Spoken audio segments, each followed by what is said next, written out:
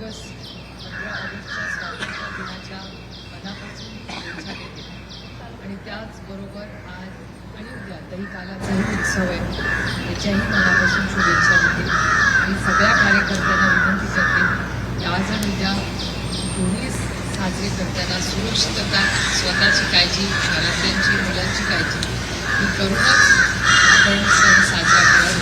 कारण आता मी बघते की इन्फ्रास्ट्रक्चरमध्ये बदल काही ठिकाणी सुद्धा झाले असले तरी ॲक्सिडेंट्स सातत्याने सगळीकडे वाढलेले.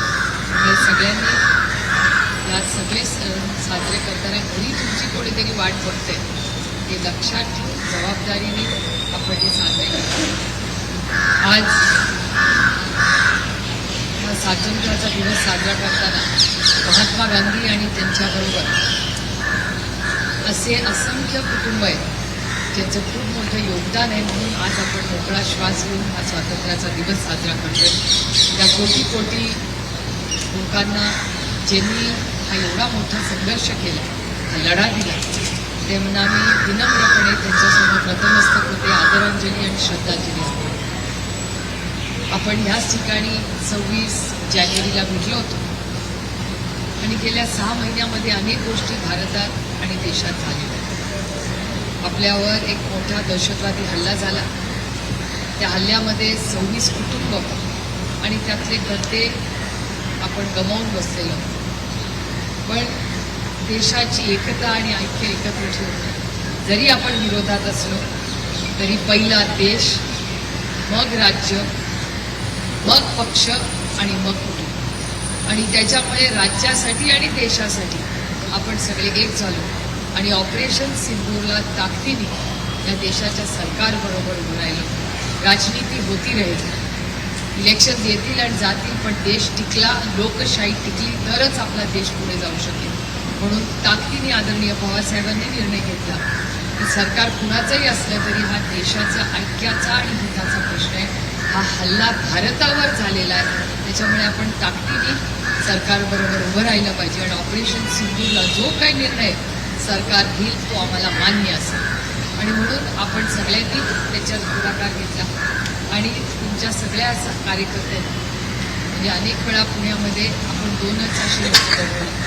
मला आठवतं आहे त्या मुलीचा फोन आज, रश्मी माझी जी सहकारी आहे तिला तुम्ही पहिला फोन केला आणि सांगितलं माझ्या वडिलांची हत्या झाली आहे, काहीतरी मदत करा. आम्हाला कुणाला माहितीही नव्हतं तेवढा मोठा अटॅक झाला. आम्ही सगळे दिल्लीमध्ये मिटिंगमध्ये होतो. रश्मीचा मला फोन आला की मुलगी फोन करते, ताई काहीतरी ती मोठ्या वडिलांचा हत्या झाली.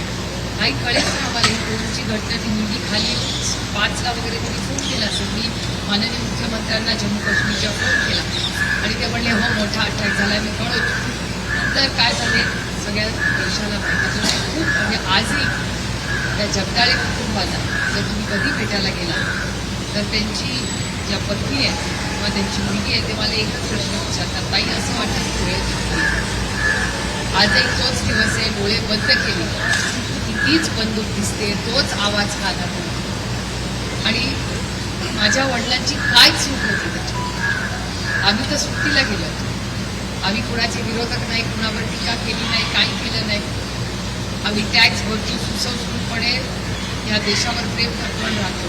आम्ही सुट्टी साजरी करायला तिथे गेलो आणि आजही डोळे बंद केले की तोच चेहरा दिसतो, तोच आवाज येतो आणि डोळे उघडतात तेव्हा लक्षात येतात नाही. त्यामुळे त्यांच्या आयुष्यातले हे 3-4 महिने ते आहेत तिथेच. त्यामुळे खूप दुर्दैवी घटना झाली. आणि ती मला एकच प्रश्न विचारते की मला न्याय कधी. ज्या व्यक्तीने माझ्या वडिलांची कुठलीही चूक नसताना त्यांना गोळी मारली, त्याला कधी पकडणार, त्याला फाशीची शिक्षा कधी मिळणार, हा प्रश्न वारंवार ती मुलगी मला विचारते. याचं उत्तर खरंच आपल्याकडे आहे का मला सांग. पण या सगळ्या कुटुंबासाठी आपण लढलं पाहिजे. आणि ऑपरेशन सिंधूर यशस्वी झालं, सरकार आणि देश एक झाला. पण एका गोष्टीची जाणीव आपण ठेवली पाहिजे की आज आपण इथे साजरं करतोय कारण का आर्मी, नेव्ही आणि एअरफोर्स जे आपले युवक आणि आणि हे सगळी जी भारतीय आहेत ते तिथे असतात म्हणून आपण साजरा करतो. ते त्याग करतात म्हणून आपण इथे सुखी आहोत. त्याच्यामुळे मी खरं तर आज शिंदेसाहेबांना एक विनंती करणार आहे की पक्षाच्या झेंडावंदनमध्ये आपण एक मी विनंती करते शिंदेसाहेबांना की दर 15 ऑगस्ट आणि 26 जानेवारीला जेव्हा जेव्हा पक्ष जिल्ह्यामध्ये असेल, तालुक्यात असेल आणि मुंबई आणि महाराष्ट्राचा आपल्या जिल्ह्यामध्ये असेल, तेव्हा एका सैनिकाला, महिला असू दे किंवा पुरुष, त्याला झेंडा वंदनाला आपण बोलवलं पाहिजे, त्यांचा मान सन्मान केला पाहिजे आणि त्यांनी जे योगदान आणि त्याग आपण केला पाहिजे. कारण जेव्हा युद्ध होतं तेव्हा आपल्याला आठवतं की अरे बापरे केवढा मोठा त्याग करतात, तर प्रत्येकजण आपल्या आयुष्यात दिसतं. पण त्यांचं आयुष्य ते जगत राहतात, रिटायर होतात लहान वयात, ते देशाची सेवा करतात, पण त्यांचा मान सन्मान आपण केला पाहिजे. आणि तो मान सन्मान पक्षानेही दरवर्षी वर्षातून 2 वेळा किमान, म्हणजे आपलं युनिट आहे वगैरे त्याच्यात आपण लक्ष घालतात, पेन्शनर्ससाठी आपण काम करतो त्यांच्या, पण त्याचबरोबर एक वेगळं काहीतरी त्यांच्यासाठी पक्षाने करावं अशी मी शिंदे साहेबांना विनंती करते. त्याचबरोबर एक छोटासा मुद्दा आहे, शिंदे साहेबांनी 2 मुद्द्यांमध्ये खरं लक्ष आपल्याला घातलेलं आहे. दिल्लीमध्ये आपण सगळ्यांनीच पाहिलं असेल, 300 खासदारांनी एक मोठा आंदोलन केलं. खरं तर हा दिवस आहे, स्वातंत्र्याच्या दिवशी मला हे भाषण करावं लागते, दुर्दैवी आहे, पण मी आज त्याच्यावर बोलणार नाही, कारण हा आनंदाचा दिवस आहे. पण जी घटना दिल्लीमध्ये झाली, ज्या पद्धतीने आम्हाला सगळ्यांना अटक झाली, मला अभिमान वाटेल, पण आदरणीय पवारसाहेबांना पण अटक झाली. अटकेत पहिलं नाव साहेबांचंच आहे, त्या दिल्ली पोलीस स्टेशनला. ते दिवसभर होते, ते खडगे साहेब, आम्ही त्यांना म्हणत होतो तुम्ही घरी जा, आम्ही करतोय हे आंदोलन. आदरणीय पवारसाहेब आणि खडगेजी, पार्लमेंट इलेक्शन कमिशन जिथे गाडी आमची सगळ्यांची आमचं थांबलं, तुम्ही अखिलेश भैयांनी ती उडी मारलेली, सगळ्यांनी संघर्ष, पप्पा असेल, सुस्मिता असेल, सगळ्यांनी त्या दिवशी खूप संघर्ष केला पोलिसांबरोबर. पण आपला जो आंदोलन होतं ते शांत. मग तो माझा मतदारसंघ तुमचा कुणाचाही असो, जे व्हावं ते पारदर्शकपणे व्हावं. भारतरत्न डॉक्टर बाबासाहेब आंबेडकरांच्या संविधानाने हा देश चालला पाहिजे. कॉपी करून पास होण्यात काही मजा नाही, मेहनत करके पास होणे मी बहुत मजा. सर बोलतीलच त्याच्यावर की हा सगळीची प्रक्रिया आहे, त्याच्यामध्ये आपण सगळ्यांनी लक्ष घातलं पाहिजे. त्याचबरोबर कालच एक मोठी मीटिंग होती, आदरणीय पवारसाहेब, उद्धवजी आणि काँग्रेसचे सगळे आमचे नेते होते. त्याच्याबद्दल, त्या विधेयकाबद्दल शिंदेसाहेब सविस्तर बोलतील, कारण त्यांनी ताकदीने त्याचा विरोध केलेला आहे.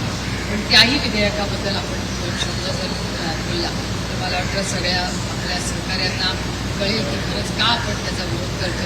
आणि सगळ्यात मोठं आव्हान आजचं म्हणजे टॅरिफ बॉम्ब.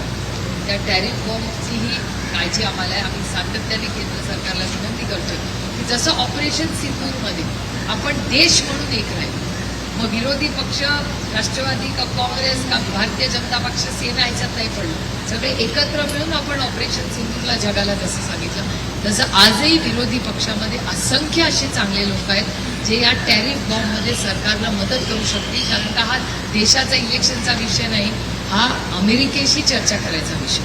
त्यामुळे जसं डॉक्टर थरूरांची खूप मदत झाली, तुम्ही पाहिली असेल, अनेक विरोधी पक्षातले अनेक आम्ही सहकारी ऑपरेशन सिंधूरला देशासाठी एकट फुटलो आणि आम्ही परदेशात गेलो आणि लोकांना सांगितलं की खरं भारतात काय झाले. तसंच टॅरिफसाठी अमेरिकेशी चर्चा करताना, रशियाची चर्चा करताना केंद्र सरकारने काही विरोधी पक्षात वेगळ्या सहकार्यांची मदत केली टियर 2, टियर 3 डायलॉग्समध्ये. तर टॅरिफसाठी मला विश्वास आहे की देशासाठी आपण एकत्र येऊ. त्याच्यात काय, ऑपरेशन सिंधूरमध्ये आपण एक झालो होतो देशासाठी, तसंच टॅरिफ्समुळे जर असेच टॅरिफ आले तर आपल्या सगळ्यांच्या आयुष्यात अनेक आव्हानं उभी राहणार आहे. त्यामुळे तो एक मोठा विषय आहे. माझी शिंदे साहेबांना विनंती राहील की 3 जे मोठे विषय आज जी आव्हानं आपल्या राज्य आणि देशासमोर आहेत त्याचा आपण एक वर्कशॉप घ्यावं आणि सगळ्या कार्यकर्त्यांना खरं विषय काय आहे आणि आपल्या आयुष्यात त्याच्यामुळे का फरक पडू शकतो आणि त्याच्यामुळे सर्वसामान्य माणसाचं, देशाचं आणि राज्याचं, कारण का राज्याची आर्थिक परिस्थिती काय हे मला काही वेगळं सांगायला नाही. लाडक्या बहिणींचे 26 लाख आता त्यांनी लाडक्या बहिणी कमी केल्या, 4,600 कोटी रुपये. त्यांचं म्हणणे चुकीच्या लेखी म्हणजे स्कीम आहे महिलांसाठी, पुरुषांनाही पैसे मिळतात. मला एक सांगा, ही लहान मुलं आहेत, एक फॉर्म भरताना शेतकऱ्याचं एक जरी चुकलं तरी त्याला पैसे मिळत नाहीत. या सरकारमध्ये मिळत नाहीत, तो भाग वेगळा, पण आता ते मला आज बोलायचं नाही. पण जर शेतकऱ्याचा फॉर्म, मुलांचा फॉर्म 0.1%ला तुमची ॲडमिशन रिजेक्ट होते आणि महिला आणि पुरुष, महिलांच्या स्कीममध्ये पुरुषांना पैसे मिळतात, म्हणजे हास्यास्पद पण नाही. म्हणजे मला विश्वासच बसत नाही की या तंत्रज्ञानाच्या जगामध्ये अशा चुका होऊच कशा शकतात. त्यामुळे हे सगळा खूप मोठे आणि गंभीर विषय आहेत. महाराष्ट्र राज्याच्या समोर आर्थिक परिस्थिती अतिशय गंभीर आहे.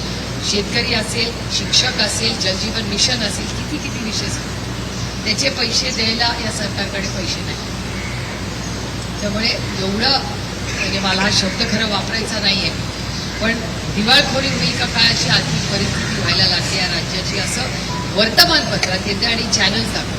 त्यामुळे अतिशय अडचणीची आर्थिक परिस्थिती आहे. तर तज्ज्ञ जरी विरोधात असले तरी माझी म्हणजे मी हे माननीय प्रधानमंत्र्यांची ही भेट घेऊन आम्ही सगळ्यांनीच सांगितलं की आर्थिक परिस्थितीवर आपण देशासाठी एकत्र सगळे चांगलं काम करूया आणि देश राहिला तरच आपण सगळे. त्यामुळे त्याची आर्थिक परिस्थिती, सामाजिक परिस्थिती याच्या ताकदीने देशासाठी आपण सगळ्यांनी चांगलं काम केलं पाहिजे. आणि जिथे विरोध आहे तिथे ताकदीने विरोध करा, कारण हा देश संविधानाने चालतो, कुणाच्याही मनमर्जीने चालत नाही आणि आम्ही चालू देणार नाही. आम्ही काय खाणार, आम्ही कुठे जाणार हे आम्ही ठरवतो, कोणी आम्हाला सांगायचं नाही. कारण का तो अधिकार आपल्याला संविधानाने दिलेला आहे आणि स्वातंत्र्य फार कष्ट करून आपल्या सगळ्यांच्या कुटुंबातल्या लोकांनी लढा दिली. त्यामुळे ह्या सगळ्या हे जे गढूळ वातावरण आपल्या राज्यात आणि देशात आहे त्याच्यात बदल करणं गरजेचं आहे. आणि तुमच्या सगळ्यांकडून माझ्या खूप अपेक्षा आहे. हा काळ संघर्षाचा आहे असं सगळ्यांना वाटतं, पण सत्तेमध्ये ना लोक जेव्हा भेटतात ना तेव्हा लोक अपेक्षेने आपल्याला म्हणतात आमच्या तुमच्याकडून खूप अपेक्षा आहे. तेव्हा असं वाटतं ह्या संघर्षाचा काळ नाही आहे, संघर्ष सत्तेवाल्यांचा आहे. त्याचं कारण असं की फसवाफसवी होऊनच हे राज्य आहे. कुठल्याही वेळी मला आपल्या महाराष्ट्राबद्दल बोलावं लागतं, पण तरी लढेंगे जीतेंगे. आणि राज्याच्या हितासाठी आणि देशाच्या हितासाठी आपण लढू. आणि ज्या महात्मा गांधींनी आपल्याला दिशा दिली त्या महात्मा गांधींच्याच शांततेच्याच मार्गाने जो काही संघर्ष करू तो शांततेच्या मार्गाने आणि भारतरत्न डॉक्टर बाबासाहेब आंबेडकरांच्या संविधानानेच करू. एवढंच म्हणून आज आपण मोठ्या संख्येने उपस्थित राहिला तुमचं स्वागत करते. पुन्हा एकदा स्वातंत्र्य दिनाच्या मनापासून शुभेच्छा देऊन आपली रजा घेते. जय हिंद, जय महाराष्ट्र, जय हिंद.